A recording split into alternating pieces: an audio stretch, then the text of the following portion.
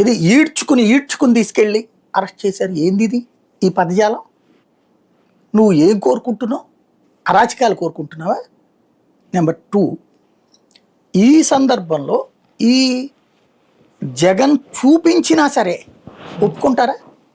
ఎక్కడో ఎందుకు, స్వయంగా దర్యాప్తు చేసినటువంటి సిబిఐ డైరెక్టరే జేడి లక్ష్మీనారాయణ గారి గారు చెప్పింది జగన్ ఆస్తులకు సంబంధించి టోటల్గా 1500 కోట్ల లోపు ఉంటాయి అతని మీద ఆరోపణలకు సంబంధించి. కానీ 1,00,000 కోట్ల రూపాయలన్న పదాన్ని ఇప్పటిదాకా వదిలిపెడతారా?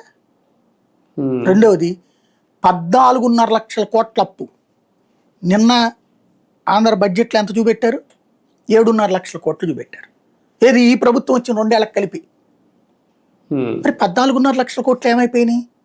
ఎక్కడికి వెళ్ళిపోయినాయి?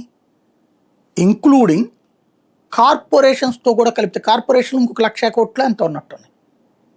పోనీ అది అనుకున్నా సరే, అది కూడా ఈ ప్రభుత్వం వచ్చిన తర్వాత కూడా కలిపి కదా 1,80,000 కోట్లు ఉన్నాయి కార్పొరేషన్స్కి అదనంగా. అది ఈ 2 ఏళ్లతో కూడా కలిపి కదా లెక్క. మరి 14.5 లక్షల కోట్లు అనేటటువంటి అబద్ధాన్ని ఇప్పటికీ మోస్తున్నారు కదా. అంటే ఇక్కడ ఒక స్పెషాలిటీ ఏంటంటే, ఒకసారి ఒక తప్పుడు మాట మాట్లాడాక ఇదివరకటి రోజుల్లో ఆ తప్పు జరిగిన దానికి సారీ చెప్పడము లేదా